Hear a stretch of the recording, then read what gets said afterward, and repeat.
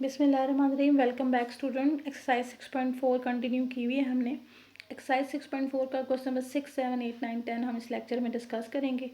Question number 6 देखें students, s n is equal to n into 2n-1, then find the series. हमें series find out करनी है। Series find out करने का मतलब है कि हमें 3 4 टर्म्स निकालनी है। अब एस एन हमें जनरल फॉर्म दी हुई है एस एन, ठीक है। S n is equal to n into 2n-1। अगर एन की जगह हम 1 पुट कर दें तो ये S1 बन जाएगा। S1 यहाँ पे 1 आ रहा है। S1 का मतलब है सम ऑफ फर्स्ट 1 टर्म्स। तो 1 टर्म मतलब एक ही टर्म हो गई A1, तो S1 की जगह हम A1 लगा सकते हैं, तो ये हमारे पास A1 की वैल्यू आ गई। अगर हम n की जगह 2 पुट कर दें इसी फॉर्मूले में तो S2 बन जाएगा 2 into 2 that will be 6। S2 का स्टूडेंट्स क्या मतलब है, सम ऑफ 2 टर्म्स। फर्स्ट 2 टर्म्स मतलब A1 प्लस A2 का मतलब होता है S2। S2 6 आ रहा है, S2 की जगह A1 प्लस A2 लगाया इज इक्वल टू 6 हो गया। तो A1 की वैल्यू अभी भी हमने फाइंड आउट की है 1, यहाँ पुट करेंगे A2 आ जाएगा। n की जगह अगर हम 3 पुट कर दें तो ये S3 बन जाएगा। S3 का मतलब ये A1 plus A2 plus A3 है, जिसमें से A1 और A2 हम निकाल चुके हैं। A1 1 है और A2 भी हमने 5 फाइंड आउट किया है। यहाँ पे A1 की जगह 1, A2 की जगह 5 पुट करें और इक्वल टू 15 आ रहा है।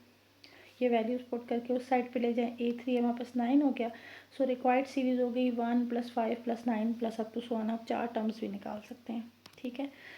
क्वेश्चन नंबर 7 को ज़रा ध्यान से समझना है आपने। The ratio of sum of n terms of two series in arithmetic progression is 3n plus 2 ratio n plus 1. Find the ratio of their 8th terms. अब हमें सम की रेशियोज दी हुई है, दो डिफरेंट अर्थमेटिक प्रोग्रेशंस हैं, दोनों की तादाद n टर्म्स है। जैसे s n is equal to n over 2 2a1 plus n minus 1d। बच्चों एस एन का फार्मूला होता है, एक हम ये ले लेते हैं, एक एस एन डैश ले लेते हैं, उसमें ए को ए डैश ले लें और डी को डी डैश ले लें, ताकि दोनों सीरीज़ जो हैं वो डिफरेंट लग सकें। अकॉर्डिंग टू गिवन कंडीशन हमें इन दोनों की रेशो दी हुई है, सम की रेशो दी हुई है, ठीक है। S n ratio S n dash 3n plus 2 ratio n plus 1 है। एस इस रेशो को हम डिवाइड में भी लिख सकते हैं। एस एन का फार्मूला और एस एन डैश का फार्मूला हमने पुट किया, जो भी हमने यहाँ पर लिख लिया था। बस फ़र्क ये है कि एस एन में A1 और D है, जबकि एस एन डैश में A1 डैश और D डैश, ठीक है। यहाँ से आप देखें n/2 कैंसिल हो गया, बाकी चीज़ वही रहेगी। अब हमें निकालनी है 8th टर्म की रेशो। तो अगर A8 देखें हम तो वो A1 + 7D होता है। A8 डैश देखें तो वो A1 dash plus 7D dash होगा। हमें इन दोनों की रेशो चाहिए। तो आपने क्या करना है कि इसको A1 बनाने के लिए यहाँ से 2 कॉमन लें, क्योंकि हमें 2A1 नहीं चाहिए, हमें सिर्फ A1 चाहिए। तो अब 2 कॉमन ले लेते हैं हम, नॉमिनेटर से और डिनोमिनेटर से, दोनों से 2 कॉमन ले लेते हैं। यहाँ से 2 कॉमन लिया, इधर A1 रह गया, इधर 2 नहीं है, लिहाजा डिवाइड में आ जाएगा। यहाँ नीचे डिनोमिनेटर में भी ऐसा हुआ, दोनों 2 कैंसिल हो गए। अब बच्चों ये रह गया A1 + n-1 divide by 2D। अभी मैंने आपको बताया है कि A8 का मतलब है A1 + 7D। इसका मतलब है कि जो n-1 डिवाइड बाई 2 है, इसकी जगह पर 7 होना चाहिए।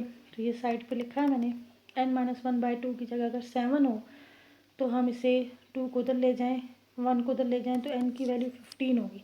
मतलब 15 - 1 14, 14/2 7 बन जाएगा। यही काम हमने ऊपर भी किया, दोनों साइड्स पर फिर हमने n को 15 पुट कर दिया।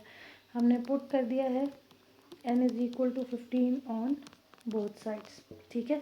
तो ये बेटे क्या बन गई है, 8th टर्म। ये भी 8th टर्म, ये A8 हो गया, ये A डैश 8 हो गया, ठीक है। A8 divide by A-8 45/2/16। तो रेशो ये आ गई जो उसने हमसे पूछी थी। अगर वो इसी क्वेश्चन में आपसे कहता है कि find the ratio of 6 terms, तो हम क्या करते हैं कि A6 बनाना होता अगर हमें, ठीक है, तो वो A1 + 5D होता। तो इसका मतलब है हमें यहाँ पर 5 बनाना था, तो हम इस चीज़ को 5 के इक्वल कर लेते हैं और फिर उसके अकॉर्डिंग जो n की वैल्यू आती वो पुट कर देते हैं, ठीक है ना। अब आते हैं हम अपने नेक्स्ट क्वेश्चन पे। नेक्स्ट क्वेश्चन हमारा क्वेश्चन नंबर 8। उसमें क्या है कि S2 S3 S5 are the sum of 2 and 3 and 5 in terms of an AP, show that कि S5 is equal to 5 × S3 - S2।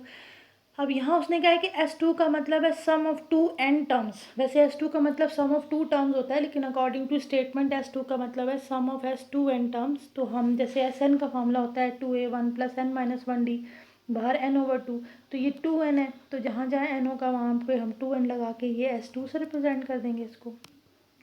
S3 से सम ऑफ 3n टर्म्स, तो वो 3n/2 2a1 + 3n- हो जाएगा। ऐसी S5 का मतलब सम ऑफ 5n टर्म्स है, तो हमने 5n/2 2a1 + 5n-1d लगा दिया। Now we have to show that S5 = 5 × S3 - S2। अब ये ज़्यादा इजी रहेगा अगर मैं इसकी राइट हैंड साइड लेट कर लूँ, ठीक है। लेफ्ट हैंड साइड भी लेट करके सॉल्व कर सकते हैं आप। मैं राइट हैंड साइड ली, S3 और S2 की जगह ये वैल्यूज़ पुट कर दी और दोनों में से n/2 कॉमन निकाल लिया, ठीक है। यहाँ रह गया 3 2a1 + 3n-d - d, ये माइनस है, इधर 2 रह जाएगा। ये 2 मैंने इसीलिए कैंसिल नहीं किया था ताकि n/2 कॉमन ले सकें। 2a1 + 2n-d - d, इसे मज़ीद ओपन किया class, 6a1 - 4a1 2a1 9n-d - 4n-d 5n-d - 3d + 2d - d, इन दोनों में से d कॉमन ले लेते हैं, ठीक है। जब इन दोनों में से हमने d को कॉमन लिया तो ये S5 बन गया, जैसे कि हमने यहाँ पर ये S5 लिखा, ठीक है। यही चीज़ हमारे पास तैयार हो गई है, इसको हमने S5 का नाम दे दिया, which is equal to left hand side, ठीक है। क्वेश्चन नंबर 9 पे आते हैं। Obtain the sum of all integers in the first 1000 integers which are neither divisible by 5 nor by 2। 1000 1 से लेके 1000 तक के नंबर्स में से वो नंबर्स हमने लिखने हैं स्टूडेंट्स यहाँ पे जो ना 5 से डिवाइड होते हैं, ना ही 2 से। तो 1 देखें, 3 7 9, ये वो नंबर्स हैं जो ना 5 से डिवाइड हो रहे हैं ना 2 से। पहले 10 नंबर्स में से 4 नंबर आगे, फिर हमने वही 11 13 17 19 21 23 27 29, इस तरह अप टू 100 ये चलते रहेंगे। सबसे आखिर में क्योंकि हमने 1000 तक जाना है, तो 1000 तो 2 और 5 दोनों पे डिवाइड होता है, उसको छोड़ देंगे। 999 997 993 991, इस तरह से ये नंबर्स बन जाएंगे।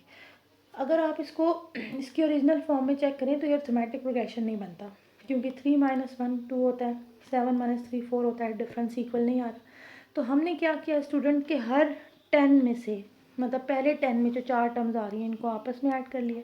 11 से 20 तक के दरम्यान जो 4 टर्म्स आ रही हैं उन्हें आपस में ऐड कर लिया। ऐसे ही अगले 10 में से 4 टर्म्स आपस में ऐड कर लिए, अप टू 100 लास्ट की 4 टर्म्स आपस में ऐड कर लिए।